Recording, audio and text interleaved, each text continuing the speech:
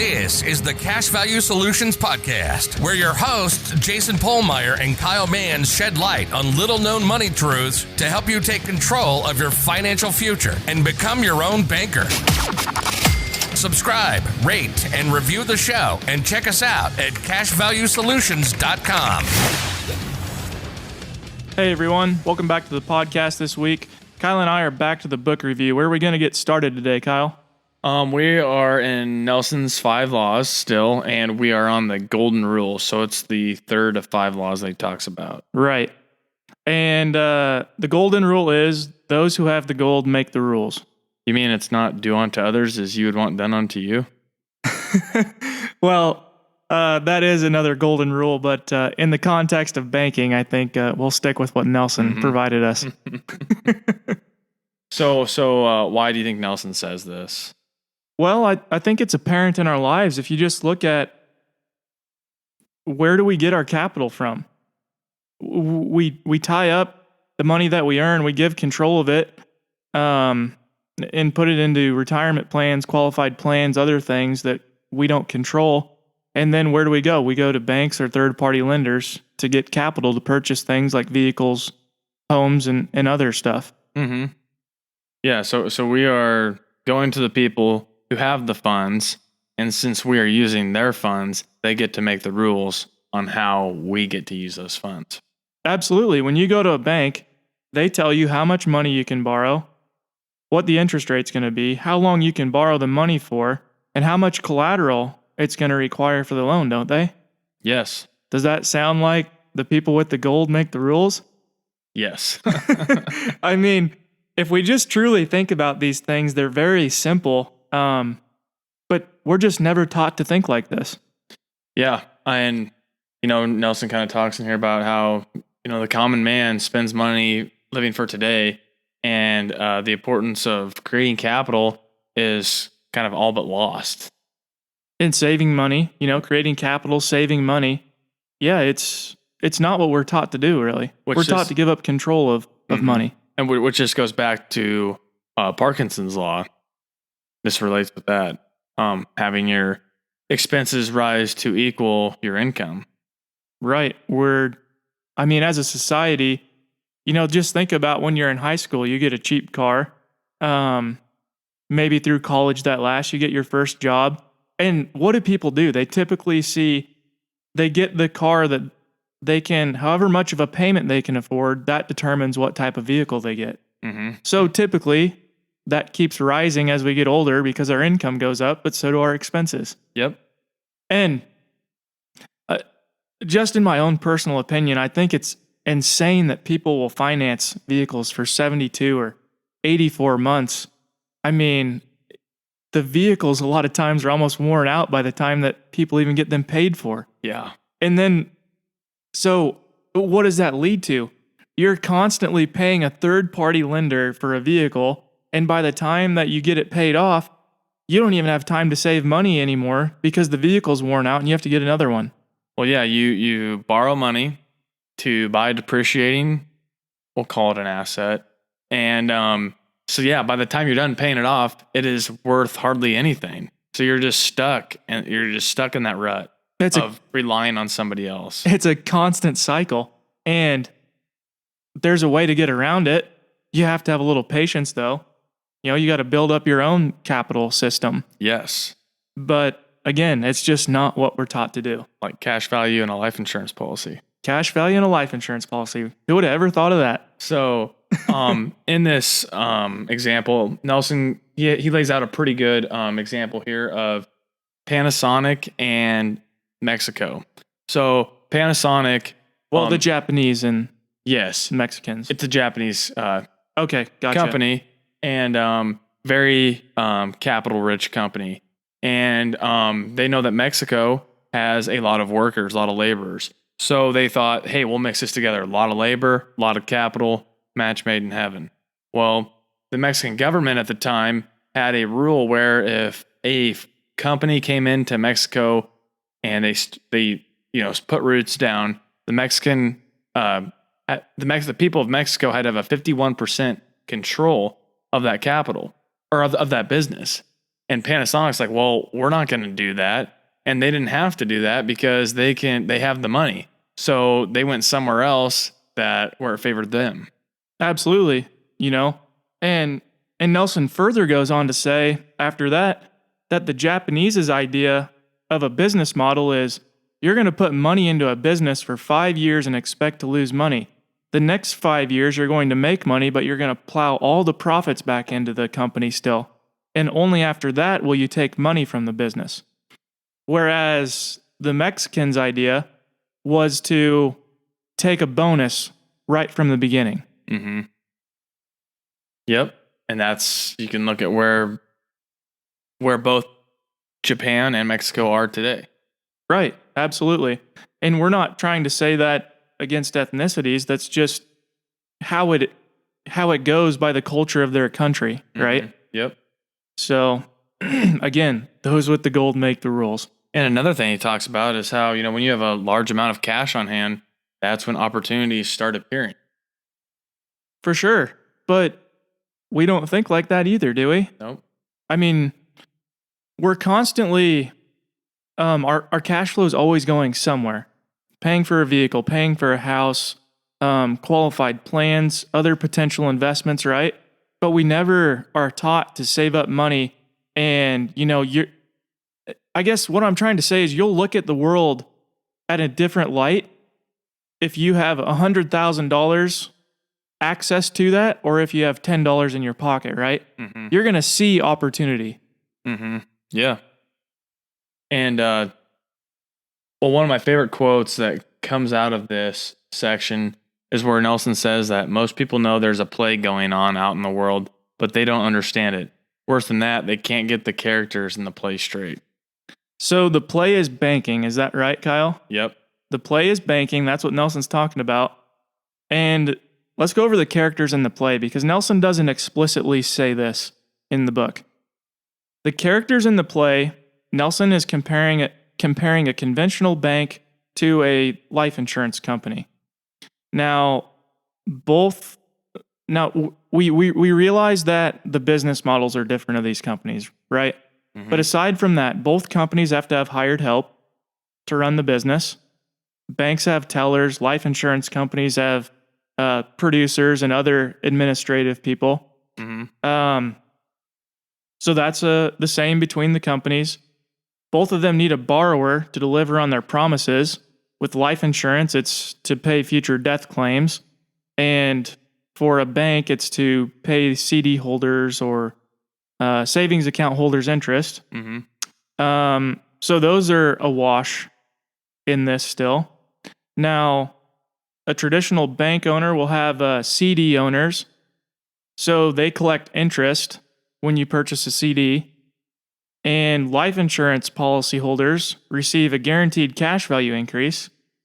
So we're still pretty well awash between the two companies. Sure. What's the difference, Kyle? Well, that's where the owners come into play. Absolutely. It's where the profits are distributed with the owners. In a conventional bank, being an account holder, a CD holder, a savings account, a checking account holder does not make you a stockholder of the company. The stockholders are who get the profits, the dividends of the company. Mm-hmm. With the life insurance company, specifically a mutual life insurance company, the dividends are paid to the policyholders because the policyholders are owners in the company. Yep. So the only difference is where the profits are being shared. Yep. Very well put. That's, and we're just constantly taught to abdicate our role to perform the banking function in our lives, and yet somebody is going to profit from doing that for us. Mm-hmm. And if we just look at what's actually going on in the life insurance policy and what we can use it for, we can be the one that's doing that and profiting from it. Yes, and this idea, like we said many times before, it goes against the grain of what we're taught and what we're instilled every day. But that is part of the play. For sure. And we constantly get stuck then looking for solutions, and commonly right now, I guess, this is like August 16th, I think, that we're recording. And So what's going on? People have been receiving $600 checks in the mail, and now that's been stopped, and they're working on trying to figure out what the new payment's going to be, right? We're constantly reliant on somebody else for a solution. Yep. But yet, at some point that price is going to be paid. Yeah, we don't see that right now, but I mean, that's how our society operates. We live for today, not, for the future. Yeah, and if we would just practice infinite banking, obviously Kyle and I are biased, but if we would just practice infinite banking, we would have access to a pool of money, and that wouldn't be necessary. Yes. I guess the thing that I would say is, to really implement infinite banking in your life, you have to study and you have to start to understand what's actually going on. Mm-hmm. And we're not saying, you just study like life insurance. No, you study the banking function. You study how all this stuff works, like how personal finance, just different aspects of personal finance, how it works and how you can morph that in your life. For sure. Finance is a participatory sport. You have got to involve yourself if you want to have success with your plan. Yeah, you get in what you put out. Nobody cares about what happens with your financial plan more than you do. No. So we say that all the time, and it's true. Yeah, and if you can apply that to your lives, Kyle, if you could take, say, 20 hours over a month in the evenings and learn about personal finance to make a significant difference in your financial future for the rest of your life, would that interest you? Well, yeah, and that's what I've done. Yeah, we're not only telling you guys to do this, we're applying this on our own lives. Yes, absolutely. So, anyways, you want to move on now to the arrival syndrome, Kyle? Yes, so now we are on the 4th and 5th law in Nelson's book, and these two are very similar to each other. So the arrival syndrome, this is where Nelson talks about, and I know we've all have probably experienced this at some point in our life, and we probably have the arrival syndrome in different aspects of things that we believe, and it's something we need to battle every day. It's where we think, we've arrived, we know everything there is to know. No, there's no new information coming out. We know it all. Yeah, we stop learning, we stop applying ourselves. Yep. And I personally don't agree with how the high school system is ran right now. And this is one reason why, is because we're forced to study things in high school that we don't necessarily enjoy, like Romeo and Juliet and things like that. We're forced to read those books. I thought that I hated reading. What I found out after college, because I was infected with the arrival syndrome, I have no doubt in my mind. I found out that it wasn't reading that I hated. It was just the things that I was forced to read. Yeah. So I just encourage you guys, because a lot of people say, well, I don't want to read. I don't have time for that. There could be a different thing that you're actually confusing with what you actually don't like. Yes, usually. So yeah, just think about that a little bit. So Nelson goes on to say that as practitioners of teaching clients to develop their own banking system, this is the hardest job, the hardest thing that we have to get over. Why is that, Kyle? What is so hard about the arrival syndrome when people get there? Well, because you think that, you've arrived. You think that they aren't willing to open their mind up to anything else and look at anything with an... Well, why would you when you know everything? Right. It's just, it's so apparent, Mm-hmm. It really is when you start to really dissect things. Sure. And you are not going to be successful with the infinite banking concept with a closed mind. There's no reason to even do it. If we come across somebody with arrival syndrome, there's no way we can help them. And they're not an ideal client for us. Yeah, well said. And I highly recommend to anybody, if you got $200 to get Nelson's seminar on DVD, it is well worth it. But This is an analogy that Nelson used in his seminar, and it is powerful. He was having a conversation with somebody who said that they were mature, and Nelson stops them and he says, "You don't ever want to be mature, you want to be maturing. What happens to fruit after it becomes mature?" Well, it goes bad. It goes bad. It starts to rot. We should always be maturing. We should always be learning, right? Mm-hmm. We're never there. We should always be willing and wanting to learn more. Yes.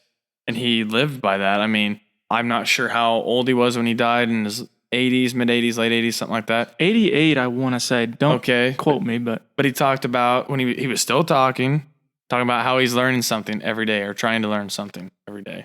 The guy was a avid reader. I mean, you can see that by the reading list in his book. Another thing that goes along with this is we are incompetent of our incompetence. And then if we are trying to actively learn, then we are competent of our incompetence.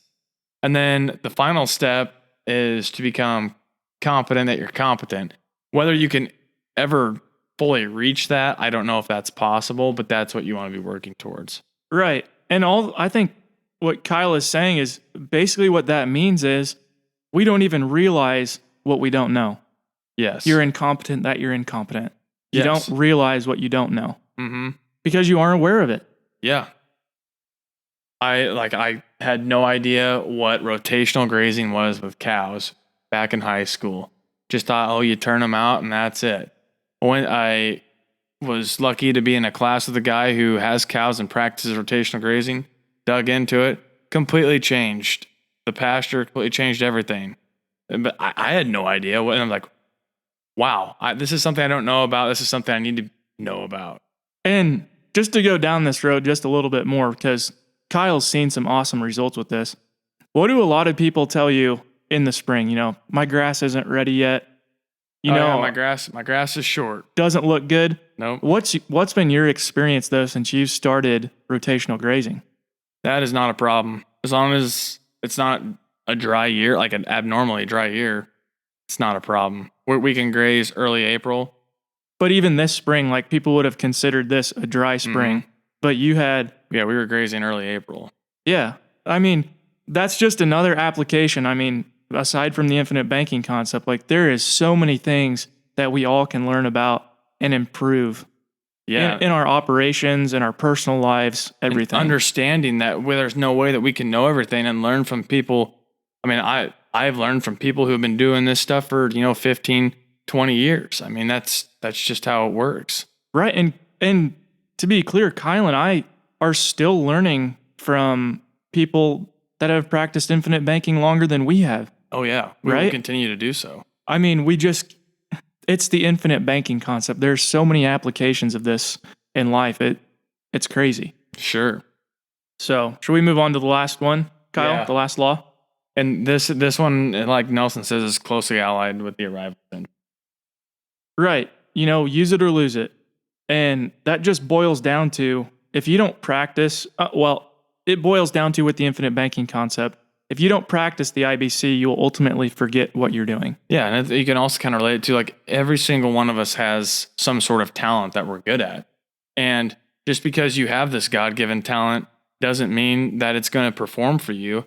If you just sit on your ass and eat ho-hos all day, and maybe your talent was running, but it's not going to be anymore. I mean... Right, if you don't apply yourself, your knowledge, whatever it is that you're doing, I mean... At some point in time, you're going to forget, or you're going to lose the desire to even want to do what you learned about at some point in time in your life. Mm-hmm.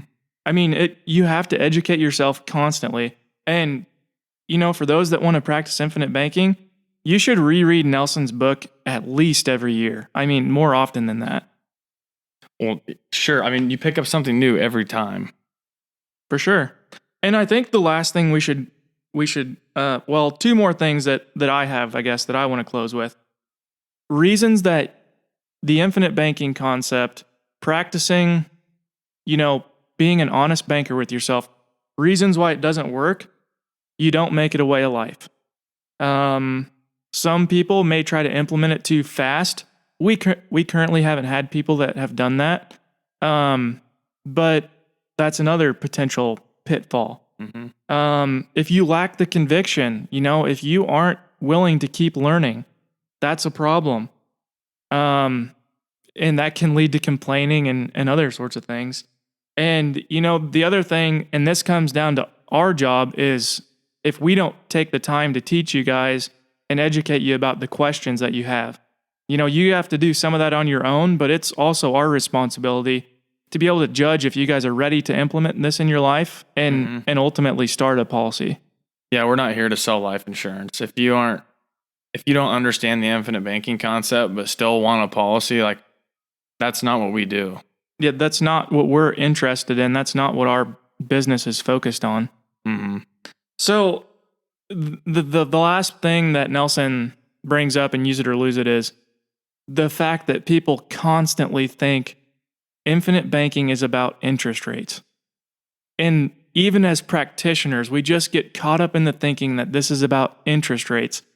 And that is such a fatal flaw if you want to understand the infinite banking concept. This is about controlling the banking function as it pertains to you and your life. And if you can build up a system to not only control the banking function in your life, but then your family's life, and just keep expanding the system. Yeah, cutting out that interest that's going to third parties and redirecting it back to you. Yeah, and an efficient place to do it is whole life insurance. Yes. Provides you with more benefits than just the cash value. Death benefit protection, namely, being another one. Not just an efficient, it's the most efficient place to implement that banking function. Yes, I agree. Anything else you want to cover, Kyle? I think we got those covered pretty well. Okay. Thanks for tuning in, guys. That was a long episode, but I think it was very informative. So hope you liked it, and we'll be back soon. This was the Cash Value Solutions Podcast. Remember to subscribe, rate, and review the show. Check us out at cashvaluesolutions.com. And don't forget to tune in next week.